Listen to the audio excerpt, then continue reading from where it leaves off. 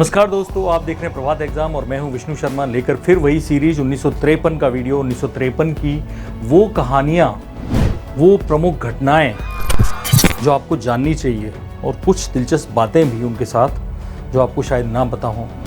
सबसे बड़ी बात 1953 की थी, वो थी श्यामा प्रसाद मुखर्जी की मौत। श्यामा प्रसाद मुखर्जी एक बड़ी पार्टी के लिए और तमाम सारे जनमानस के लिए एक ऐसा नाम है जिन्होंने एक तरह से इतने बड़े जो वर्ग को उद्वेलित किया। और सबसे बड़ी बात, कश्मीर पर उनका एक स्लोगन था, एक नारा था, एक देश में दो विधान, दो निशान, दो प्रधान, नहीं चलेंगे नहीं चलेंगे। तो इतना आपने सुना होगा उनके बारे में। धारा 370 का वो शुरू से विरोध करते आए थे। वो नहीं चाहते थे कि कश्मीर में जो परमिट की व्यवस्था थी, आप में से बहुत से लोगों को नहीं पता होगा कि हमें कश्मीर में जाने के लिए परमिट लेना पड़ता था और इसके लिए श्यामा प्रसाद मुखर्जी बलिदान हो गए। उन्हीं की मेहनत से उन्हें अपनी जान देकर एक तरह से ये परमिट की व्यवस्था ख़त्म कराने में उन्होंने सहयोग दिया। तो श्यामा प्रसाद मुखर्जी कौन थे?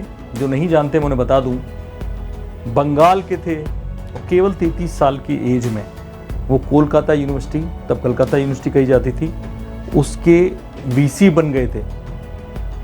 कई पार्टियों में रहे, हिंदू महासभा में शुरू में कांग्रेस से जुड़े और बाद में जब गांधी की हत्या के बाद उन्होंने ये तय किया कि एक नया संगठन बनेगा जिसमें अप्रत्यक्ष रूप से आरएसएस की मदद ली जाएगी। दीनदयाल उपाध्याय आरएसएस की तरफ से आए, वो महासचिव बने जनसंघ के, और जो अध्यक्ष थे वो श्यामा प्रसाद मुखर्जी बने।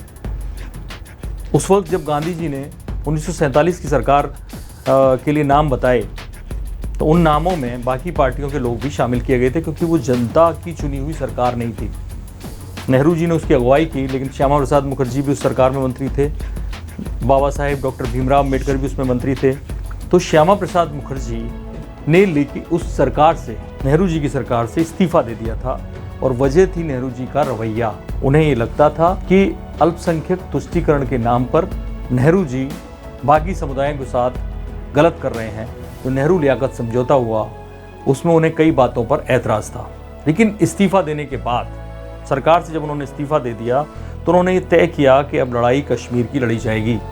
क्यों एक भारतीय को अपने देश में ही एक राज्य से दूसरे राज्य में जाने के लिए परमिट लेना पड़े? आपको मालूम है कि रावी नदी एक तरह से सीमा रेखा मानी जाती थी उस वक्त। इधर पंजाब है और उधर कश्मीर है। जम्मू कश्मीर में जाने के लिए आपको परमिट लेना पड़े, ये उन्हें गवारा नहीं था। उन्होंने कहा मैं जाऊँगा, और उन्होंने पूरे देश की यात्रा ट्रेन से करते हुए माधोपुर चेक पोस्ट से उन्होंने जाने की कोशिश की। वहाँ से जो पुलिस के अधिकारी थे आके उन्हें पेपर दिखाया कि अगर आप इसमें एंट्री करेंगे तो आपको गिरफ्तार कर लिया जाएगा, आपको परमिट लाना पड़ेगा। श्यामा प्रसाद मुखर्जी बावजूद इसके गए, उन्हें गिरफ्तार कर लिया गया। श्रीनगर की सेंट्रल जेल में रखा गया। 11 मई 1953 को उन्हें गिरफ्तार किया गया था। और उसके बाद सेंट्रल जेल में रहते तब भी माना जाता, कोई शक नहीं होता, लेकिन सेंट्रल जेल से उन्हें शहर के बाहर एक कॉटेज में पहुंचा दिया गया, जहां उनकी तबीयत 19-20 जून को बिगड़ गई। लगभग 1 महीने बाद उनकी तबीयत बिगड़ने लगी। उनको एक पुरानी बीमारी थी, डॉक्टर्स ने बताया कि वो फिर से एक्टिव हो गई है। एक कोई डॉक्टर अली थे, उन्होंने इंजेक्शन लगाया था और उस इंजेक्शन को लेकर उनके परिवार ने काफ़ी शक जताया कि वो इंजेक्शन उन्हें सूट नहीं करता था, बावजूद इसके वो लगाया गया।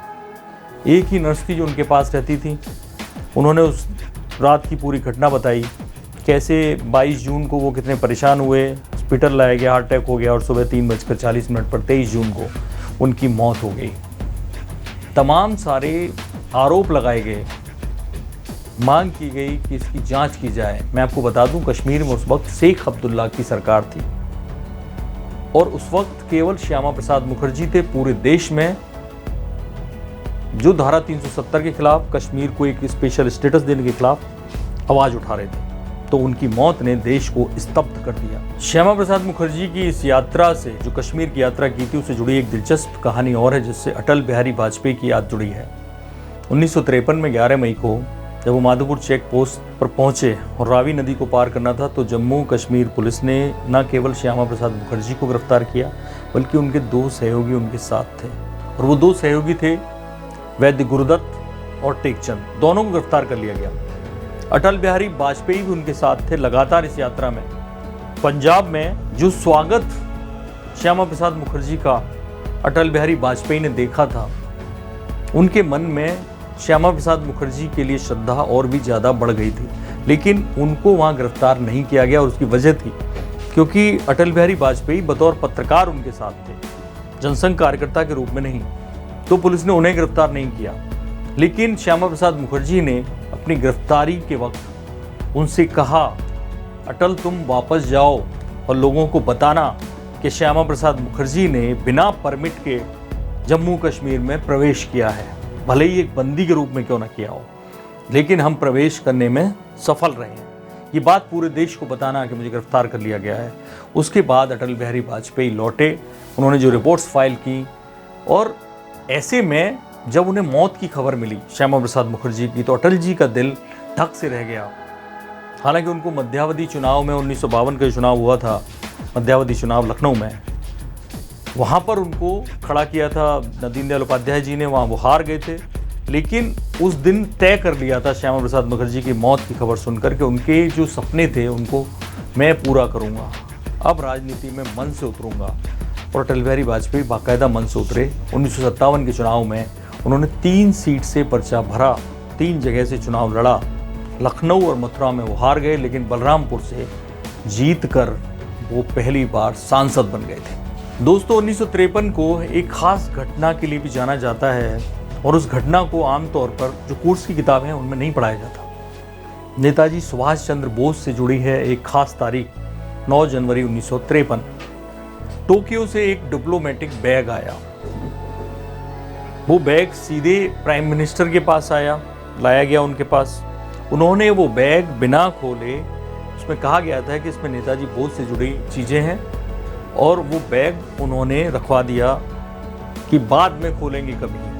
हालांकि पूरी साल वो बैग खोला नहीं जा सका, और 30 दिसंबर 1953 को वो नेशनल म्यूजियम में रखवा दिया गया। 4 या 5 बार अलग अलग लोगों ने, जिनमें जापान में जो भारतीय राजदूत थे, उन्होंने 1955 में कहा था, मांग की थी प्रधानमंत्री से कि एक बोस का कोई खजाना था उसकी जांच की जाए।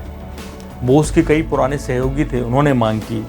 बाद में ये मांग सुब्रमण्यम स्वामी ने बड़ी तेज कर दी थी नेहरू जी के बाद, कि एक नेताजी बोस का खजाना था, उसकी जांच की जाए और उस बैग को खोला जाए कि डिप्लोमेटिक बैग में आखिर ऐसा है क्या।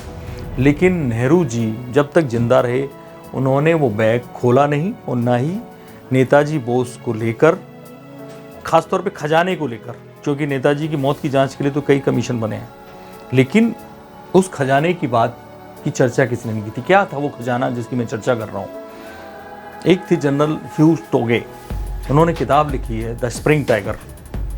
स्प्रिंग टाइगर में उन्होंने एक घटना का जिक्र किया है। ये 1945 की बात है, 29 जनवरी की।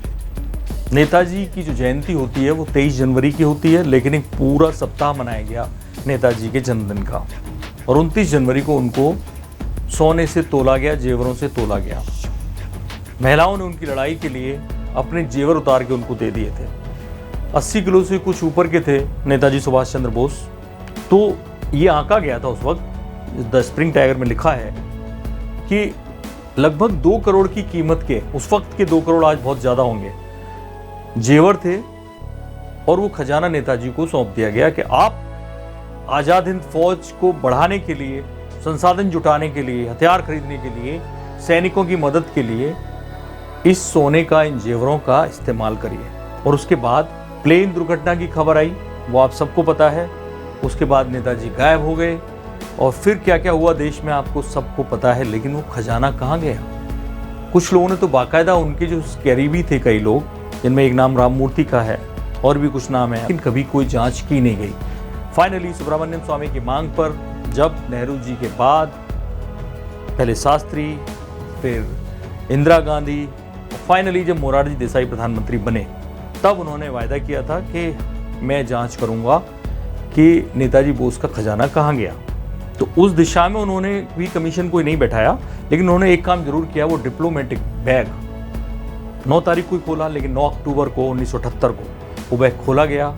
उसमें तमाम सारी चीज़ें मिली, जिनमें काफ़ी जेवर था। इतना जेवर नहीं था जितना उनके उस पर चढ़ाया गया था, लेकिन वो महिलाओं के जेवर थे, जले हुए जेवर थे। इससे ही साफ पता चलता है कि वो जेवर उनके पास थे, कुछ मिले, बाकी सारे उनके कोई सहयोगी वहाँ से लूट के ले गए।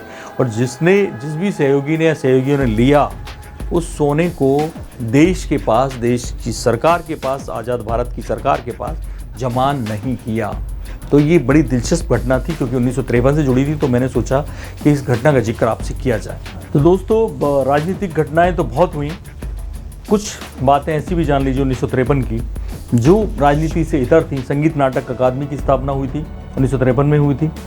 1953 से ही 14 सितंबर को जो हिंदी दिवस आप मनाते हैं, 1953 से उसकी शुरुआत हुई थी। एक और ख़ास बात थी, हालांकि 1952 से शुरुआत हुई, जो पृथ्वीराज कपूर थे उनको राज्यसभा सदस्य बनाया गया था, लेकिन 1953 में वो पहली बार एक अच्छा सा भाषण लेके आए थे राज्यसभा में, और वो था पुनर्वास राहत बिल पर। उन्होंने एक तरह से स्तब्ध कर दिया था पूरी राज्यसभा को। जब पुनर्वास राहत बिल पर चर्चा हो रही थी तो वो जो शरणार्थी थे उनको लेकर बोल रहे थे, तो वहाँ उन्होंने एक जिक्र किया कि कैसे जब देश को आज़ादी मिली थी, हम लोग जश्न मना रहे थे, उस वक्त गांधी जी नोआखली के दंगा पीड़ितों को एक तरह से सिंबल देने के हम उनके साथ हैं, जश्न मनाने का दौर नहीं है, भले ही आज़ाद हो गए हों। वो वहाँ पर थे, उनके साथ घूम रहे थे, उनकी बातें सुन रहे थे, उनका दर्द बांट रहे थे। तो पृथ्वीराज कपूर का नाता तब से है। कैसे सरदार पटेल ने उनका एक प्ले देखा था, जब वो यहाँ रिवोली जो थिएटर है कनॉट प्लेस में, वहाँ पर अपने प्ले करने आते थे, तो एक दीवार प्ले देखा था। कांग्रेस वर्किंग कमेटी के लिए स्पेशल एक दीवार शो रखा गया था। उसको देखकर सरदार पटेल इतने भावुक हो गए और कहा कि हम अपने कार्यकर्ताओं को, अपने नेताओं को एकता के इतने मायने समझाते आए हैं, वो हम नहीं समझा पाते, आपके आधे घंटे के प्ले ने वो काम कर दिया। और वो खुश हो गए थे। और पटेल के जाने के बाद फिर वो नेहरू जी के नज़दीकी हो गए और नेहरू जी ने उन्हें राज्यसभा भेज दिया था। तो आपने लगातार इस सीरीज़ में आप देख रहे हैं कि कितनी दिलचस्प बातें हम आपको बता रहे हैं हर साल की।